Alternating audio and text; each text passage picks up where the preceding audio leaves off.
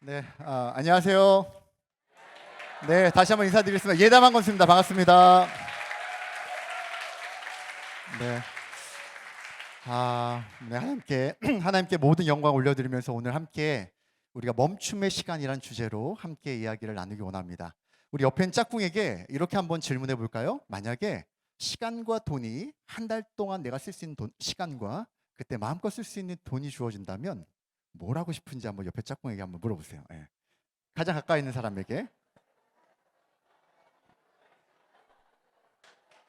네, 우리 짝꿍에게 좀 박수 좀 쳐주세요. 박수. 예. 아, 혹시 짝꿍 이야기한 게 여행 아닙니까? 네, 여행에 대한 답변이 굉장히 많이 나오더라고요. 예. 근데 제가 오늘 이곳에 와가지고 느낀 게 있습니다. 여행은 꼭 가지 않아도 되는구나. 예. 우리가 예배를 통해서 여행을 느낄 수 있구나라는 것을 느끼게 됐습니다. 예. 오늘 우리가 이 시간을 통해서 하나님 주시는 그 영적인 여행을 마음껏 누릴 수 있기를 원합니다. 여행이 즐거우려면 짝꿍이 좋아야 됩니다. 그래서 오늘 내 옆에 있는 짝꿍 쳐다보세요. 예. 옆에 있는 짝꿍, 우리 가능한 두 명씩, 우리 서로 간에 한번 인사 좀 할까요? 저희 짝꿍입니다. 오늘의 저희 짝꿍입니다. 예. 자, 그리고 마지막 핸드폰 자리 한 자리가 높은 사람이 누군지 물어보세요. 마지막 자리 한 자리. 마지막 한 자리가 높은 사람, 두 사람 중에. 저는 3번입니다. 끝자리가. 자, 마지막 한 자리가 높은 사람 손 들어보세요. 손 들어보세요. 마지막 한 자리가 가장 높은 사람, 두 사람 중에. 네. 자, 좋습니다. 그분은 오늘 편의상 두 분 중에 형님입니다. 형님. 자, 마지막 한 자리가 높다는 이유만으로 오늘 형님이고요. 낮은 분은 아옵니다. 서로 간에 인사 잘 부탁드립니다. 잘 부탁드립니다. 자, 우리가 형님, 아우님이 여행을 함께 할 때 마음이 잘 맞는 게 참 중요한데요. 시작하면서 마음을 한번 체크해보고 시작해보려고 합니다. 어떻게 체크하느냐? 두 개 중에 하나를 선택할 때 난 저거 그랬는데 짝꿍도 저거 그러면 기분이 굉장히 좋아요. 난 저거 그랬는데 짝꿍이 저거 그러면 처음엔 괜찮습니다. 두 번째 난 저거 했는데 짝꿍 저거 그러면 서서히 마음에 금이 가기 시작해요. 세 번째 아니야 다르니까 또 달라. 그러면 이번 여행 잘못 왔구나 이런 생각이 들 수 있어요. 그래서 우리가 옆에 있는 짝꿍과 오늘 도란도란 이야기를 중간중간 하면서 함께 할 텐데 짝꿍이 마음이 어느 정도 맞는지를 간단하게 테스트를 해보려고 합니다. 자, 두 개 중에 하나를 선택하는 건데 예를 들면 이런 거예요. 오늘 이 엘러그 집회가 끝나고 여행을 간다. 그러면 기차와 버스 두 개 중에 하나를 선택할 수 있습니다. 자, 마음에 결정을 하시고 아직 말씀하시면 안 돼요. 제가 하나, 둘, 셋 하면 짝꿍을 쳐다보면서 버스 혹은 기차를 말씀하셔야 돼요. 그래서 마음이 맞았다 그러면 하이파이브를 사정없이. 마음이 안 맞았다 그러면 격려의 박수를 쳐주시면 됩니다. 아셨죠? 자, 짝꿍 쳐다보면서 네, 지하철 이런 거 없어요. 알겠죠? 버스 아니면 기차예요. 자, 하나, 둘, 셋.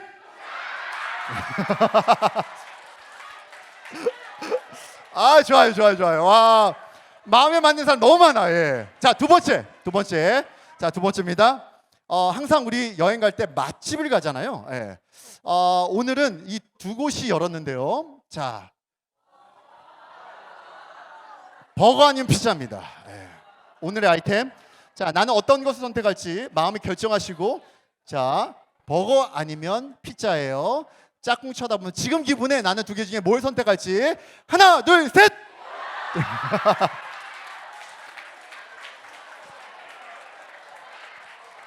와, 좋아요. 자, 아직까지 마음이 안 맞아도 괜찮아요. 두 개나 더 남았어, 두 개나. 자, 이제 먹을 걸 잘 먹고 이번에는 여행지를 선택할 수 있어요. 그러면 나는 따뜻한 여름이 있는 남미 같은 곳을 가고 싶은 사람은 여름, 추운 몽골과 같은 허허벌판 가운데 있는 그 추위를 느끼고 싶은 사람은 겨울. 자, 마음에 결정하시고, 자, 여름 아니면 겨울이에요. 자, 짝꿍 쳐다보면서 하나, 둘, 셋. 와, 야. 자, 이제 마지막 하나 남았습니다. 하나. 아직까지 마음이 안 맞았다. 괜찮아요. 하나나 더 남았어요. 하나. 자, 마지막은 여행지에서 우리가 아울리치 막 정말 봉사도 하고 열심히 섬기고 시간이 남는 거예요. 그때 뭘 하느냐가 그 사람을 잘 표현해 주는 것 중에 하나입니다. 예를 들면 어떤 사람은 되게 빠른 놀이기구 같은 걸 좋아하는 사람이 있어요. 막 뭔가 익사이팅한 거, 즐거운 거. 어떤 사람은 편안하게 해안가에서 묵상하고 성경 읽고 또 기도하면서 이렇게 릴렉스를 원하는 사람도 있습니다. 빠름 아니면 느림이에요. 아시죠? 마지막입니다. 자, 짝꿍 쳐다보면서 하나, 둘, 셋. 자, 짝꿍에게 박수. 자, 나는 4개 중에 4개 다 맞았다. 손 들어보세요. 우와, 박수. 와, 우와, 우리 아이들도. 야, 이분들은 오늘 정말 엄청난 짝꿍을 만난 거예요. 그래서 조금 있다가 제가 중간중간에 짝꿍과 조금씩 대화를 할 건데 이분들은 눈빛만 스쳐도 그냥 마음 통해. 그래서 대화를 그닥 많이 안 해도 돼요. 자, 나는 4개 중에 하나 빼고 3개를 맞았다. 한번 3개 손 들어보세요. 오, 이분들의 박수. 와, 엄청난 겁니다. 하나 빼고 다 맞은 거예요. 그렇죠? 네, 더 이상 질문하지 않도록 하겠습니다.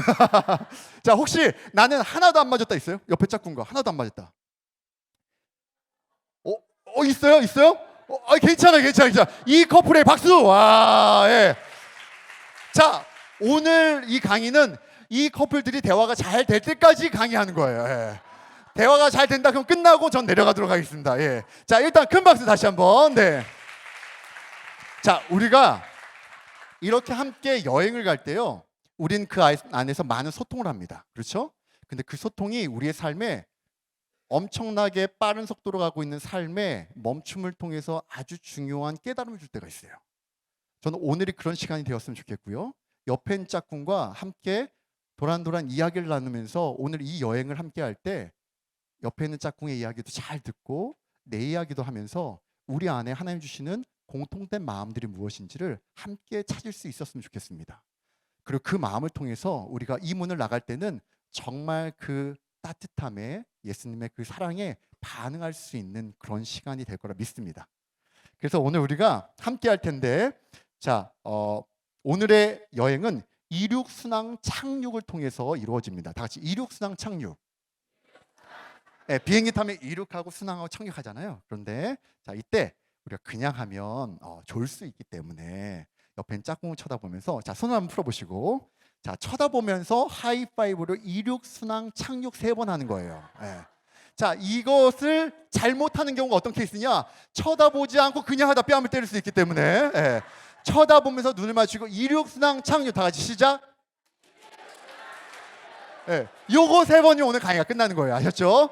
자, 우리 본격적으로 같이 함께 하이파이브 이륙 시작. 좋습니다. 이게 잘 맞으면 엄청나게 오늘 여행이 즐거울 수 있는데요. 자, 제가 자음 게임 하나 내드릴게요. 이음절입니다. 2글자예요. 어떤 초성을 보여드릴 테니까 어떤 단어가 떠오르는지 아시는 분은 크게 말씀해 주시기 바랍니다. 자, 문제 나갑니다.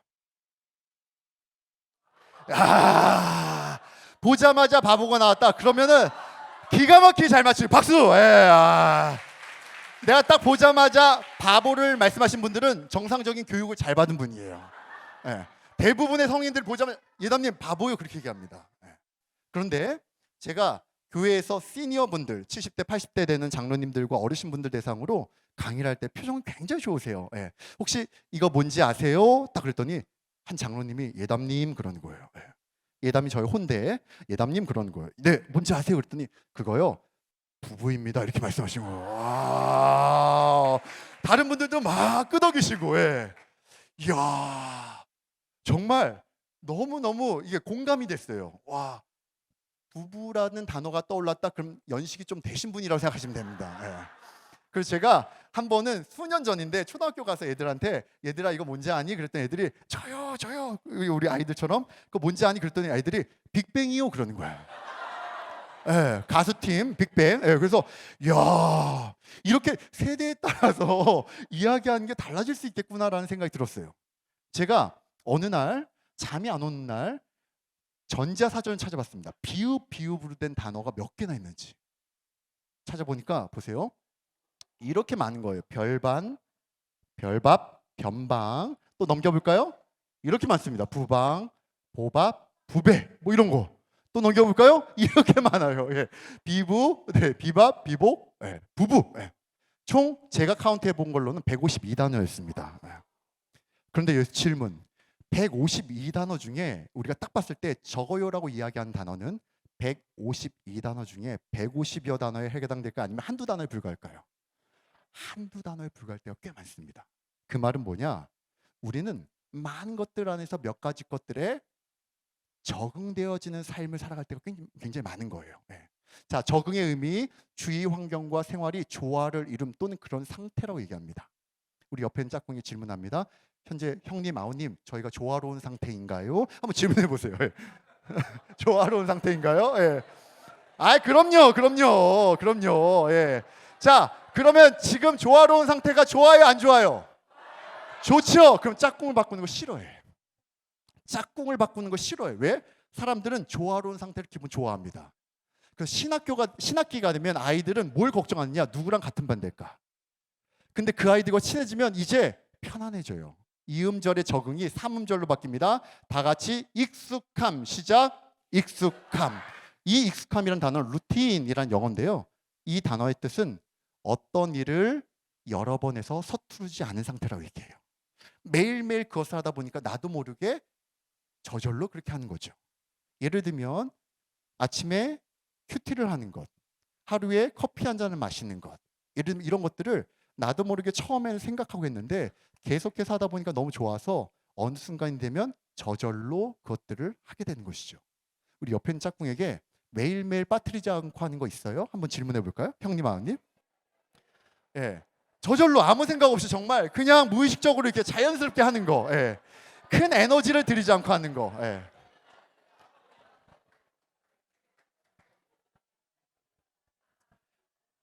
자, 짝꿍에게 박수. 예. 자, 무의식 중에 크게 생각하지 않고 한 행동이나 말, 생각 등이 있어요, 없어요? 있습니다. 한 연구원은요, 우리가 하루 중에 40% 정도가 무의식 중에 익숙함에 따라서 하는 행동이라고 얘기할 정도예요. 그러면 한 번 정도는 멈춰서서 그 익숙함이 나에게 예수님을 닮아가는데 도움이 되는 익숙함인지 아니면 버려야 되는 익숙함인지를 한번 생각해 봐야 돼요. 그러지 않으면 우리는 계속해서 무의식적으로 그것을 하게 되는 것이죠. 그렇죠? 그래서 농구 선수들은요, 이러한 익숙함에 대한 기술이 하나 있다고 합니다. 어떤 익숙함이냐? 자, 다 같이 피벗. 시작. 이 단어는 뭐냐면요, 열심히 공을 가지고 상대 골대를 향해서 막 뛰어가다가 어느 순간 딱 멈춰요. 멈춰서 한쪽 발은 땅에 딛고 한쪽 발은 움직여요. 그러면서 공을 어디에 패스할지를 생각하는 그 순간을 피벗이라고 합니다. 그래서 한쪽 발은 꼭 붙여야 된다, 안 붙여야 된다? 붙여야 된다. 한쪽 발은 자유롭게 움직일 수 있어요. 이 피벗이라는 기술이 왜 중요하냐면요, 이렇게 얘기합니다.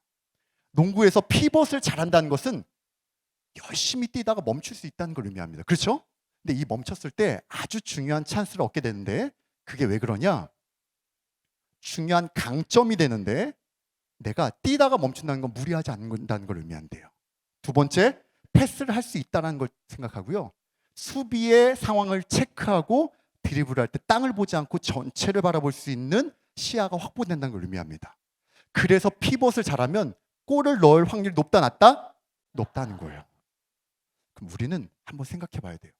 매일매일 목표를 향해서 열심히 공을 가지고 드리블하는 농구 선수와 같은 삶에서 내가 멈출 수 있는 시간이 언제인가? 그때 우리 편이 누구인지를 보고 상대편이 누구인지를 보고 골대를 향해서 볼을 패스할 수 있는 그 순간이 나의 삶에는 어떤 순간들이 있는지를 생각해 봐야 된다는 것입니다. 그래야 우리는 이 피벗을 통해서 우리의 삶에 중요한 멈춤을 이룰 수 있고요. 그렇게 멈추게 되면 상대가 한쪽으로 몰리게 되고 골을 넣을 확률이 높아진대요. 자, 그러면 이러한 순간을 다 같이 피보틀 모먼트. 시작. 피보틀 모먼트는 무슨 뜻이냐? 이런 피벗이 일어난 순간입니다. 그래서 나의 삶에 중요한 전환점이 있었던 사건, 예를 들면 예수님을 만난 사건, 혹은 군대에서 삶을 돌아보게 됐던 사건, 큰 사건들, 그리고 결혼에 대한 사건, 이런 것들이 피보틀 모먼트라고 얘기해요. 인생에 이런 큰 사건들이 있는데 매일매일의 삶의 나의 앞으로 나아감에 있어서 멈출 수 있는 피보틀 모먼트가 언제 있는지를 잘 돌아보면 이 순간이 자주 있는 사람들은 득점을 잘한다는 겁니다. 근데 이 순간이 나에게 별로 없는 사람들은 끊임없이 그냥 나도 모르게 계속 뛰고 있는 거예요. 옆에 있는 짝꿍에게 한번 질문해 볼게요. 하루 중에, 일주일 중에 나는 주중에 언제 멈춤의 시간을 갖는가? 그래서 지금 왔던 순간들을 다시 한번 돌아보고 앞으로 나아가야 될 방향들을 한번 생각해 보는가? 일주일 주중에 예를 들면 엘러그 이런 예배를 통해서도 생각해 볼 수 있겠고요. 그렇죠? 그리고 개인마다 묵상하거나 혹은 일기를 쓰거나 여러 가지 어떤 상황을 통해서 피보틀 모먼트를 일상 중에 경험하는 사람도 있을 겁니다. 옆에 있는 짝꿍에게 호기심 질문. 혹시 주중에 언제 피보틀 모먼트를 경험하고 계세요? 형님, 아우님 질문 시작. 네. 매일매일 뛰는 게 아니라 멈추는 거예요. 앞으로 나아가기 위해서.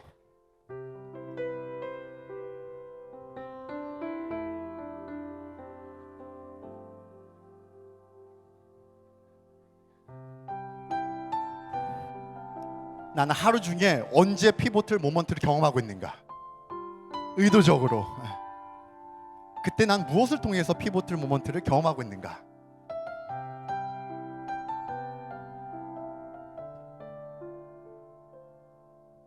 자,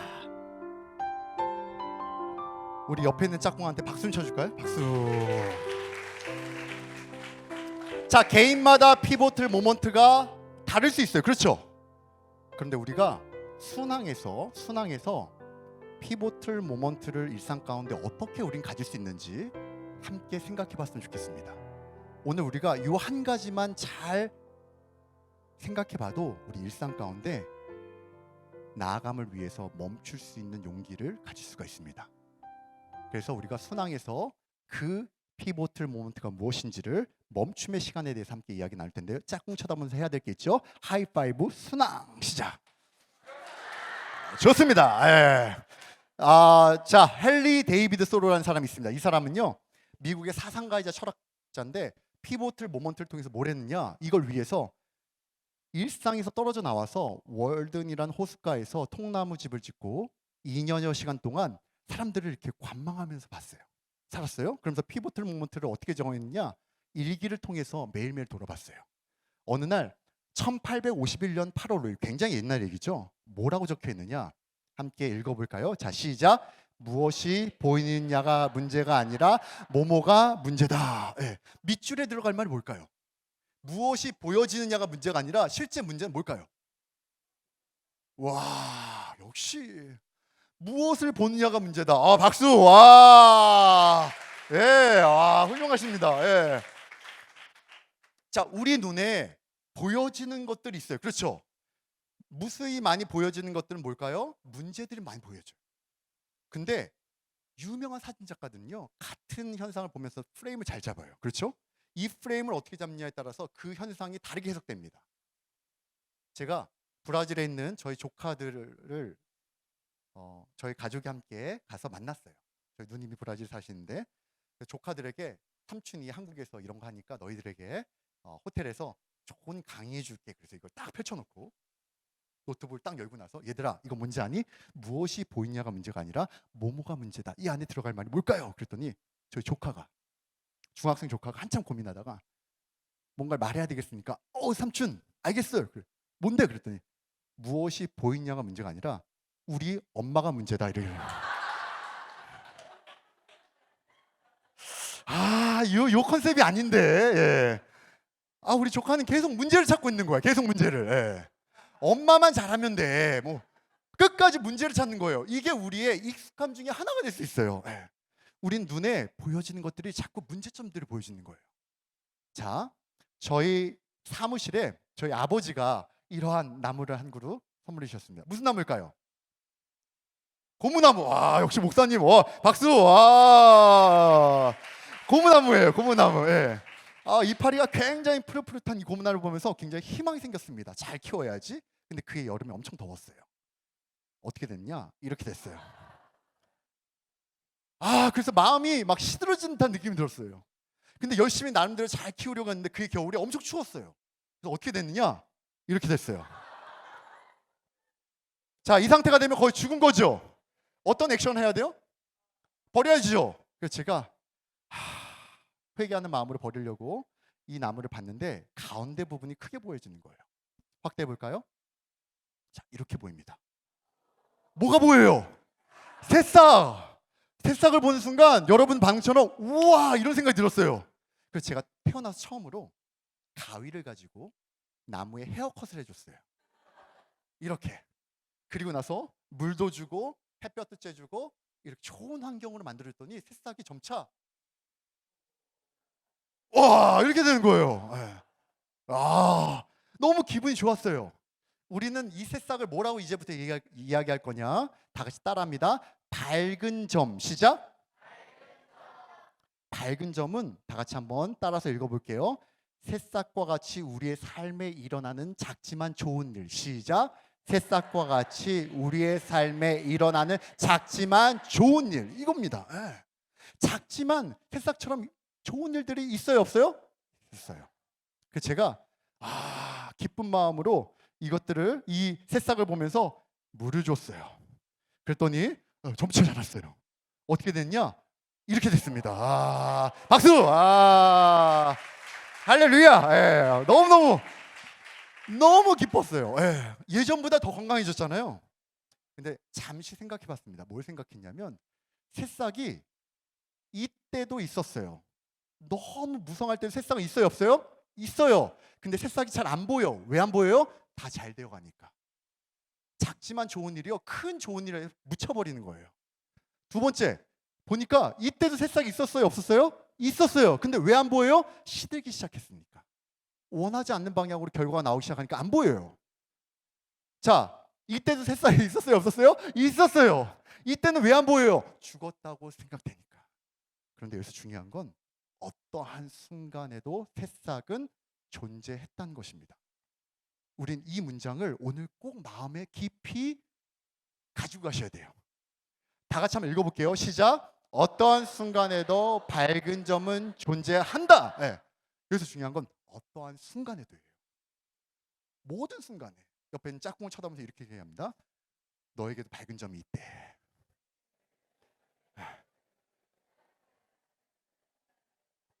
언제든 찾을 수 있대. 예.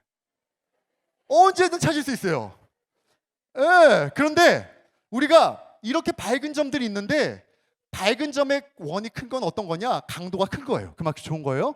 근데 밖에 뭐가 있어요? 어두운 점들이 있어서 자꾸 밝은 점들이 작아져 보여요. 자, 이렇게 우리가 지금 너무 짝꿍과 대화도 나누고 너무 좋은데 형님이 아우님에게 딱 이렇게 얘기하는 거예요. 아우님, 제가 지금부터 얘기하는 거 오해 말고 들으세요. 그랬더니 아우님이 뭐든 말씀하세요. 너무 기분이 좋아가지고 그랬더니 형님이 아우님 인생 그렇게 살지 마세요. 이렇게 얘기하는 거예요. 그러면 아우님이 너무 당황스러워서 네네 알겠어요. 뭐 그러면서 막 웃다가 이 강의가 잘 끝나고 나갑니다. 나가면서 찬양 강의 내용은 아무것도 생각이 안 나. 한 문장만 기억나. 어떤 문장? 인생 그렇게 살지 마세요. 예. 왜 그러냐? 부정적인 것의 강도가 긍정적인 것보다 훨씬 큰 거예요. 한 방이. 그래서 우리는 그 강도 때문에 이 좋은 많은 밝은 점들을 잊고 살고 우리의 뇌는 자꾸 틀린 것들을 찾기 시작해요. 그래서 우리는 의도적으로 부정적인 것에 편향되어 있습니다. 그래서 이것을 좀 기운 것을 다시 균형을 잡으려면 다 같이 밝은 점 찾기 시작. 이걸 해야 돼요. 이것을 루틴, 익숙함으로 만들어야 되는데 제가 토요일 날 오후에 초등학생 대상으로 한 학원에서 원장님이 저희 CBMC 기독실험협회 회원님이었는데 예담님 저희 학원에 와서 우리 애들을 위해서 이런 강의 좀 해주세요 그러는 거예요. 토요일 날 오후에 우리 아이들이 원하는 건 뭐예요? 노는 것, 게임 뭐 이런 거잖아요. 잠. 그런데 갑자기 이런 강의를 해달라니까 애들을 모아놨는데 제가 굉장히 미안했어요. 그래서 애들을 보면서 얘들아 우리 함께 오늘 좋은 시간을 갖자 그러면서 하다가 밝은 점을 한번 포스트잇에 열심히 적어보자. 또 애들이 뭐래도 하니까 즐겁잖아요. 그래서 막 적기 시작합니다. 뭘 적었냐? 학교에서 곧 있으면 뭐 하는 것? 생파가 뭐예요? 생일 파티. 곧 있으면 여행 가는 거. 와 좋아해요. 어떤 아이가 어제 블루투스 탁상 시계가 택배로 온 거 이렇게 했어요. 한 초등학생이 살고 있는 걸 이렇게 적었어요. 이 아이는 초등학생 같지가 않았어요. 예. 어떤 아이가 막 고민하다 적고 나서 엄청 좋아해요. 표정이 밝아졌어요. 뭘 적었는지 아십니까? 어제 엄마가 회식을 해서 게임을 실컷 했다. 엄마의 회식은 나의 밝은 점. 예. 너무 귀여웠어요. 예. 이렇게 막 적다 보니까 아이들이 쓰는 것들을 봤는데 뭘 또 적었느냐? 여기에 온 것 적는 거예요. 다른 아이들도요. 여기에 온 것, 여기에 온 것 이렇게 적기 시작하는 거예요. 와, 제가 엄청나게 놀랐습니다. 무엇을 놀랐느냐? 억지로 끌려왔는데 그럼에도 불구하고 그 안에서의 밝은 점을 찾으니까 그 자리에 있는 이유와 목적을 초등학생들도 보기 시작한 거예요. 우리는 모든 곳에서 밝은 점이 존재한다고 했는데 중요한 것은 찾을 수만 있으면, 찾는 노력을 하기만 하면 우린 그 자리에 있는 이유와 목적을 하나님 안에서 발견할 수 있습니다. 그래서 우리는 이 빈칸 넣기를 잘해야 돼요. 이게 뭐냐? 자, 나에게 밝은 점은 뭐뭐한 것입니다 라는 건데요. 이런 거예요. 이런 거. 이 빈칸에 나에게 밝은 점은 오늘 와서 찬양이 너무너무 은혜로운 것, 이게 밝은 점이에요. 예. 나에게 밝은 점 짝꿍과 하이파이브 한 거예요. 뭐 이런 거 있잖아요. 그래서 제가 짝꿍과 하나씩 이야기할 수 있는 기회를 드릴게요. 예를 들면 형님이 나에게 밝은 점은 당신의 짝꿍이 된 것입니다. 그러면 아우님이 나에게 밝은 점은 오늘 저녁 순댓국 너무 맛있었어요. 예. 그럼 또 형님이 나에게 밝은 점은 찬양이 너무 은혜로웠다는 겁니다. 이렇게 하나씩 배틀을 하면서 누가 더 밝은 점을 잘 찾는지 우리 한번 잠깐 우리 형님 하나 아우님 하나 형님 하나 아우님 하나 그만둘 때까지 한번 해보시기 바랍니다. 시작. 예. 나에게 밝은 점은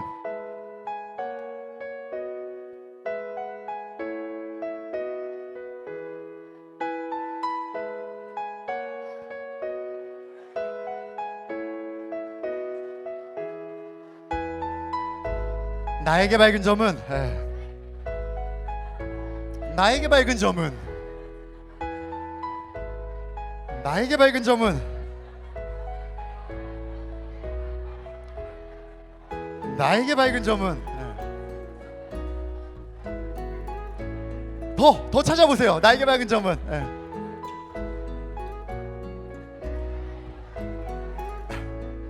나에게 밝은 점은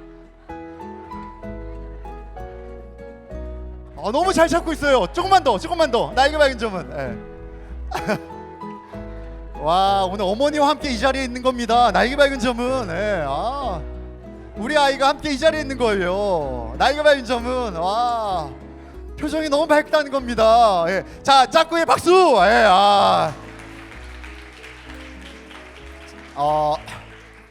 제가 오늘 시간만 많으면 끝까지 가르칠 텐데 오늘 시간이 많지 않아서 이 정도로 마무리하는데 너무너무 잘하셨어요. 자, 이때 짝꿍의 표정 보셨어요? 짝꿍의 표정이 밝아요, 어두워요? 밝죠? 어두우면 이상한 거예요. 자, 어떻게 밝으냐? 여기 있는 이 아이처럼 밝아요. 귀엽지 않아요? 이 아이는 제 둘째 아들입니다. 제가 직접 찍은 사진이에요. 저희 조카 돌 사진 찍어주러 갔다가 조카를 막 찍어주고 있는데 옆에 아들이 주인공이 아니니까 이렇게 있길래 정진아 그러면서 몇 장 찍었는데 그때 나온 사진 중에 한 장이에요. 자, 보세요. 입꼬리가 올라가 있어요, 내려와 있어요? 올라가 있죠. 눈 주변에 주름이 있어요, 없어요? 눈 주변에 주름이 쫙 잡혀야 돼요. 이게 진짜 스마일이라고 합니다. 이것을 프랑스 심리학자 기욤 디센이 자신의 이름을 따서 스마일이라고 하는 정의를 말했는데 그의 이름을 따서 우리는 진짜 스마일을 디센 스마일이라고 얘기한대요. 다 같이 디센 스마일 시작. 우리 옆에 짝꿍을 쳐다보면서 눈 주변의 주름과 입꼬리가 올라가 있고 한번 웃어주세요. 디센 스마일. 자, 디센 스마일. 자, 이게 주름이 너무 좋은 거예요, 사실. 제가 요 디센 스마일을 얘기했는데 한 분이 오늘 목사님이 저 얼마 전까지만 해도 여기 주름이 짜글짜글 해가지고 이거 어떻게 해야 되나 막 고민했는데 오늘 알았어요. 이게 너무 좋은 거라는 걸. 이게 진짜 좋은 주름입니다. 디센 스마일 가진 사람은 어떤 특징이 있느냐? 이러한 특징이 있습니다. 매일매일 결국 전혀 새롭지 않은 일상에서라도 거기에서 새로운 해석 요소를 찾아내어 즐겁게 누릴 수 있는 능력, 이게 있대요. 옆에 있는 짝꿍에게 질문해 볼까요? 형님 매일매일이 새로우십니까? 질문해 보세요. 매일매일이 새로우세요? 눈을 떴을 때 와 새롭다. 오늘 어떤 걸 할 수 있을까? 와 새롭다. 예. 너무 좋아. 와 새로워. 예. 짝꿍이 박수. 예. 보니까 이 자리에 오신 분들은 매일매일 새로우신 것 같아 정말. 예. 그런데 그런 분들에게는 어떤 특징이 있느냐? 매일매일의 똑같은 루틴의 반복이지만 그 안에서 새로운 해석 요소를 찾아서 프레임을 잡는다는 거예요. 그런 사람들에게는 다음과 같은 문장이 일상의 루틴으로 자리 잡기 시작한다고 합니다. 다 같이 한번 읽어볼까요? 시작.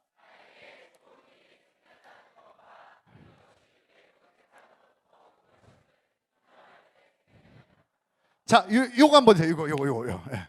자, 이거 재수 없어 이렇게 하세요? 아니죠. 너무 좋을 때 하잖아요. 예.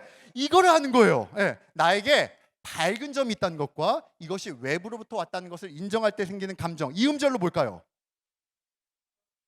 웃음, 기쁨, 행복. 이걸 하면 그렇게 됩니다. 나왔어요. 바로 뭐냐? 감사입니다. 감사란 나에게 밝은 점이 있다는 것과 이것이 나로부터가 아니라 외부로부터 왔다는 것을 인정할 때 느끼는 감정이래요. 그때 우리는 심리적으로 굉장히 멀리에서 어디에서? 멀리 비행기 창밖에 구름이 보이는 심리적인 높은 고도를 느낀대요. 그럼 어떻게 돼요? 전체가 보이니까 굉장히 마음이 풍요로운 거예요. 근데 우리는 매일매일 땅을 보면서 공을 드리블하는 이러한 프레임에 살 때가 많은데 이 순간 어떻게 되느냐? 하늘을 보면서 전체를 보는 거예요. 자, 그래서 저를 따라합니다. 양손 한번 풀어보세요. 풀어보시고, 자, 감사란 나에게 선물이 우리 짝꿍 보면서 당신으로부터 왔다는 것을 인식한다, 인정한다, 표현한다. 네, 자, 다시 한번 감사란 나에게 너무 좋은 선물이 하나님으로부터 왔다는 것을 인식한다, 인정한다, 표현한다. 자, 감사란 나에게 진짜 좋은 것이 우리 모두로부터 왔다는 것을 인식한다, 인정한다, 표현한다. 박수. 와, 이게 바로 감사의 정의입니다. 감사란 나에게 매일매일의 밝은 점, 그것이 곧 선물이라고 보이는 거예요. 근데 그것을 준 사람이 있다 없다? 있다는 것입니다. 밝은 점을 찾는 것에 그치는 것이 아니라 누군가 그것을 줬기 때문에 그 외부 대상을 떠올려요, 안 떠올려요? 떠올려요. 그러니까 옆에 늘 보던 사람도 밝은 점을 나한테 주니까 새롭게 인식이 되는 거예요. 그러면 우리는 이러한 일상의 감사를 언제 경험하는가? 감사의 어원인 땡크는 think, 생각하다와 어원이 동일하대요. 자, 감사는 뭐 하는 것이다? 생각하는 것이다. 시작. 생각하는 것이다. 근데 우리가 너무 바쁘게 빠르게 변화된 세상 속에 살아가다 보면 생각해요, 안 해요? 안 해요. 버스를 타자마자 폰을 봐. 유튜브를 보고 TV를 보고 생각을 자꾸 안 하는 버릇이 들어요. 그럼 어떻게 돼요? 감사를 계속 놓치고 있는 거예요. 그래서 너무나도 빠른 세상 속에서 멈추지 않으면 우리는 감사할 수 없습니다. 제가 자동차 검사를 받아야 돼서 이번 주 수요일 날 자동차 검사 받는 그 센터에 갔는데 벽에 이런 문구가 있었어요. 속도를 줄이면 사람이 보입니다. 와, 그 밑에 어디 자동차 센터 이렇게 붙어 있었는데 마치 이게 어디 교회 이런 느낌이었어요. 예. 너무 이게 은혜가 되는 문구인 거예요. 속도를 줄이면 사람이 보여요. 왜 그러냐? 감사하기 때문입니다. 그래서 난 일상 중에 언제 생각하는가? 자, 생각하다의 과거가 뭐예요? 기억하다. 시작.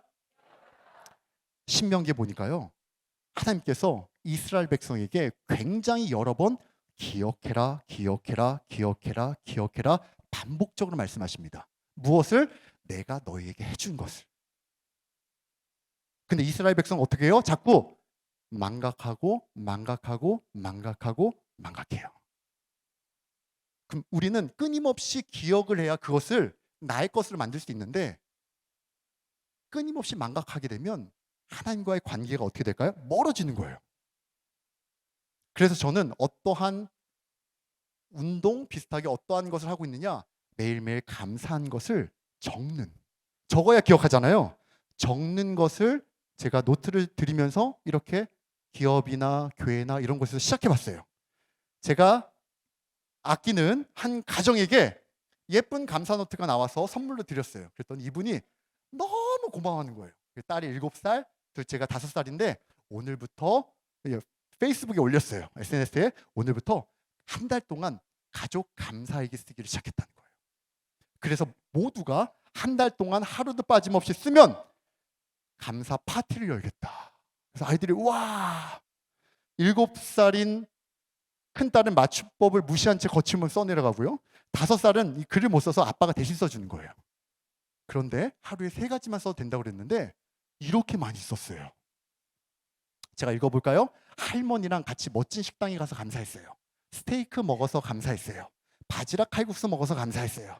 멋진 식당에 갈 수 있어서 감사했어요. 차에서 감자 과자 먹을 수 있어서 감사했어요. 봤더니 그날에 먹었던 메뉴가 다 나오는 거예요. 그래서 이 아버지가 이 감사 노트의 제목을 뭐라고 그랬냐? 메뉴판식 감사라고 그랬어요. 그 너무 귀여우니까 잘했어 그러면서 더 쓰라고 그랬어요. 근데 어느 날 딱 집에 왔는데 예은아 다 썼지? 이제 자야 되는데 그랬더니 뭘 그림을 그리고 있는데 아니 안 썼는데 그러는 거예요. 그럼 기분이 좋아요 나빠요? 아빠가 좀 야 예은아 너 때문에 우리 감사 파티 못 해도 괜찮아 그랬더니 괜찮아 그러면 계속 그리는 거예요. 뭘 그리는지 봤더니 자 첫 번째, 두 번째, 세 번째 3장을 그렸는데 아빠 사랑해요. 그동안 저를 키워주셔서 감사해요. 그동안 저를 씻겨주셔서 감사해요. 그동안 맛있는 밥도 해주셔서 감사해요. 여기 엄마예요. 예은이가 엄마에게 엄마 감사해요. 저를 키워주셔서 감사해요. 내용 비슷해요. 다음 거는 동생 주은아 언니는 너가 태어나서 너무 좋아. 사랑해 사이좋게 지내자. 와 제가요 이 아버지가 무엇을 느꼈느냐 그날에 밝은 점을 찾을 수 있는 돋보기를 줬더니 이 아이가요 하루라는 시간을 넘어서 짧긴 하지만 7년이라는 일생일대의 감사를 쓰기 시작했다는 거예요. 와 어떻게 이렇게 시야가 넓어질 수 있을까? 쓰라고는 안 했는데 자연스럽게 그리고 나서 애가 이렇게 다 그리고 나서 감사노트를 쓰고 이제 잠자리에 들려는 순간 아빠가 그 감사노트를 읽어봤어요. 뭘 썼는지. 근데 마지막에 아빠가 마사지 해주셔서 감사해요 이렇게 적었어요. 근데 그날에 마사지를 안 해줬는데 이걸 쓴 거예요. 아빠가 이상하잖아. 확인해봐야 되잖아요. 그렇죠? 어제 거 또 쓰는 건지 모르니까. 그래서 예은아 그때 왜 막 뭐 졸린 애가 막 눈을 비비면서 아빠가 마사지 안 해줬는데 이거 왜 썼어? 그랬더니 예은이가 하는 말 아빠 해줄 거잖아. 안 해줄 수 있어요 없어요? 없죠. 어떤 아버지가 강심장이 이걸 안 해줘요. 열심히 다리를 주물르면서 어떤 생각이 들었냐 와 감사한 걸 쓰니까 그 대상에 대한 신뢰가 높아지고 그 대상은 나에게 늘 좋은 것을 준다라는 그런 믿음이 생기니까 아직 이루어지지 않은 미래에 대한 감사가 저절로 나오는 거예요. 이게 바로 대상을 향할 때 나타날 수 있는 감사의 아주 놀라운 비밀입니다. 우리는 그 대상을 통해서 미리 좋은 것이 올 것이라는 것을 알아요. 알게 돼요. 나는 매일매일 무엇을 머릿속에 기억하고 있는지를 한번 생각해 봐야 되는데 그것을 위해서 한 가지 오늘 제가 추천드릴 수 있는 것은 켄 가이어가 이렇게 얘기합니다. 다 같이 한번 읽어볼까요? 시작! 일기를 쓰는 것은 하루 중 우리의 주의를 끈 순간을 즉석 사진기로 찍어두는 것과 같다라고 얘기해요. 예. 여러분 사진에 찍혀 있는 것들 대부분 보면 어때요? 기억하고 싶은 거 찍죠. 그렇죠? 몇 년 전 오늘 이런 게 막 뜰 때마다 와 그때 너무 좋았어 이런 것들이 막 떠올라요. 예. 우리 옆에 있는 짝꿍에게 질문해 볼게요. 매일매일 혹시 일기 쓰시나요? 하루를 돌아보면서 피보트, 모먼트, 멈춰서서 그날에 감사한 것들을 우리는 정리하고 있나요? 한번 물어봐야 돼요. 예. 그래야 우리는 망각하지 않을 수 있어요. 예. 그래야 우리는 그 노트를 보면서 그때 그 순간을 다시 한번 기억할 수 있어요. 예. 자, 여러분들이 오늘의 감사 일기를 쓴다면 무엇을 쓸 것 같은지 한번 생각해 보세요. 오늘 내가 감사일기 쓴다면 세 가지만 쓸 텐데 무엇을 쓸 것 같은지 한번 생각해 보시고 짝꿍에게 말로 써보는 거예요. 말로. 예. 자, 첫 번째는 오늘 뭐뭐한 것에 감사합니다. 두 번째는 오늘 뭐뭐한 것에 감사합니다. 세 번째는 뭐뭐한 것에 감사합니다. 이것을 세 개 다 얘기하긴 그러니까 한 가지씩만 한번 얘기해 볼게요. 형님 하나, 아우님 하나. 예. 오늘 감사 노트를 쓴다면 이런 내용이 들어갈 것 같아요. 자, 형님 하나, 아우님 하나 한번 이야기해 보기 바랍니다. 시작. 예. 나에게 오늘의 감사 노트의 제목은 뭐가 될까? 예.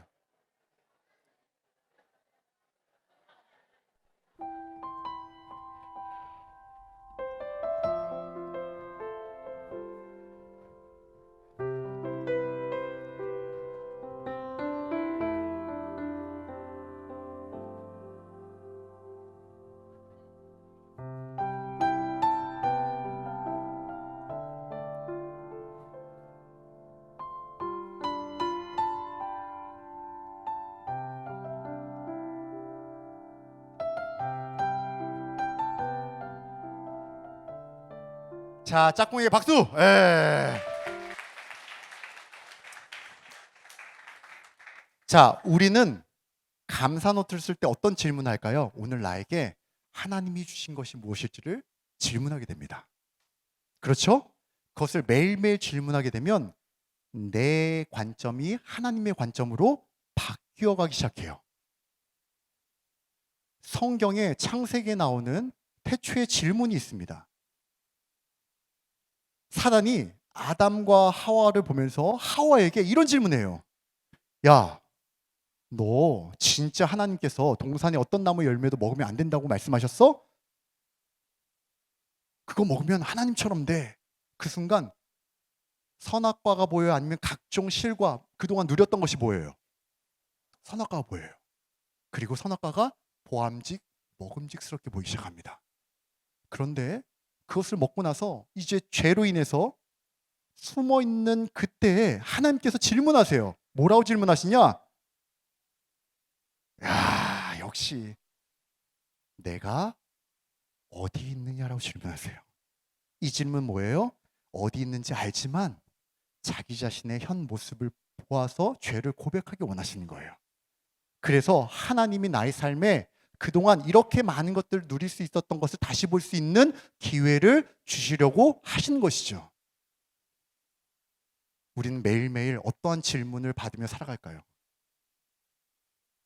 매일매일 우리가 먹고 마시는 그 질문이 우리의 삶의 열매가 되는데 만약 야, 그거 하면 안 돼? 왜 안 되는데? 해도 돼! 라고 하면서 하지 말아야 할 것을 하게 하는 질문이 들어온다. 그럼 우린 그 질문을 대적해야 됩니다. 그리고 반대로 어떤 질문을 해야 될까요? 매일매일 나의 삶에 하나님이 주신 것이 무엇인지를 볼 수 있는 질문으로 초점을 맞추는 게 필요하겠죠. 그때 그 질문은 다른 사람에게 흘러가는 것입니다. 무엇으로? 감사로.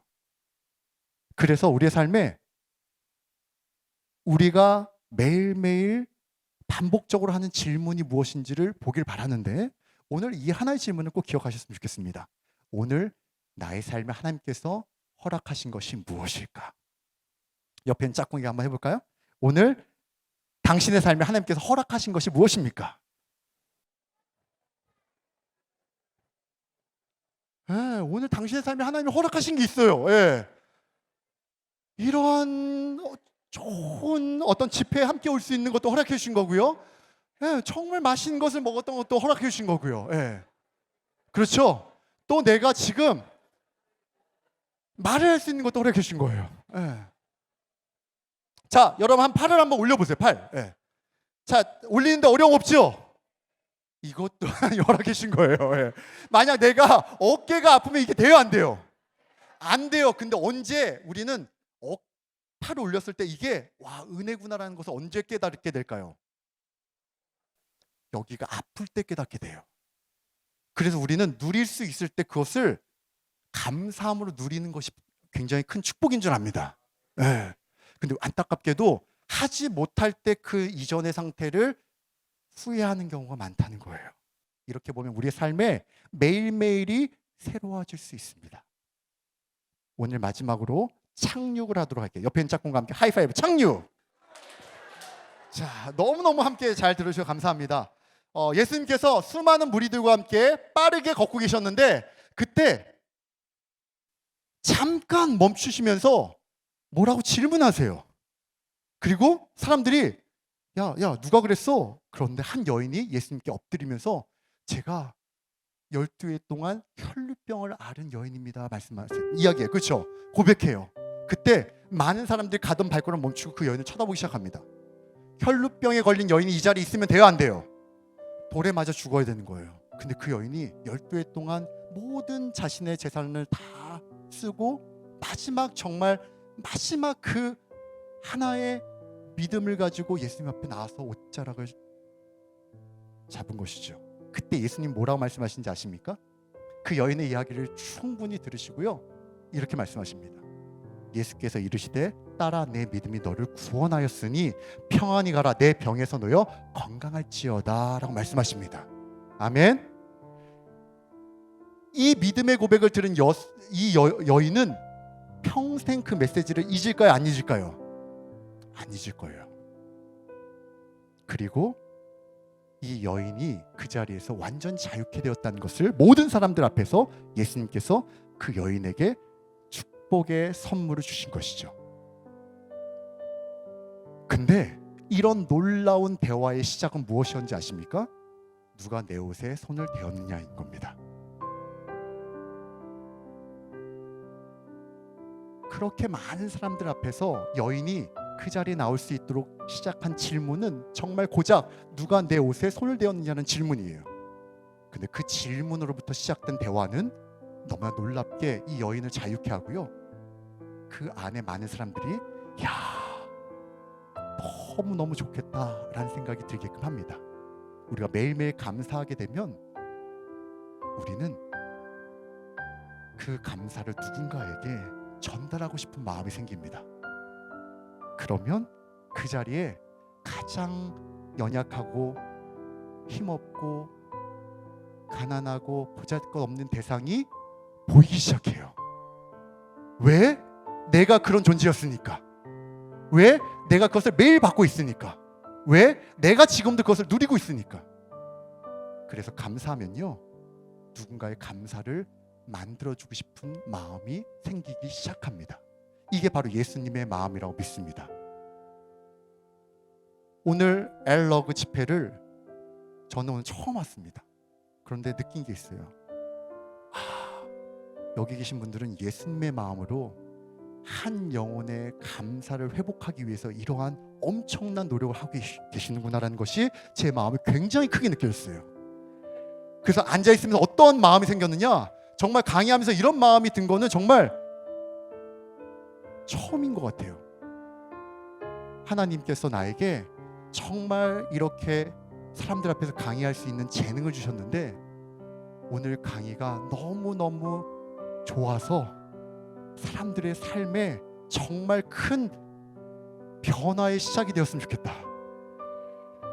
그냥 강의를 잘했다가 아니라 정말 누군가는 오늘 이 시간을 통해서 살아난 영혼이 일어났으면 좋겠다.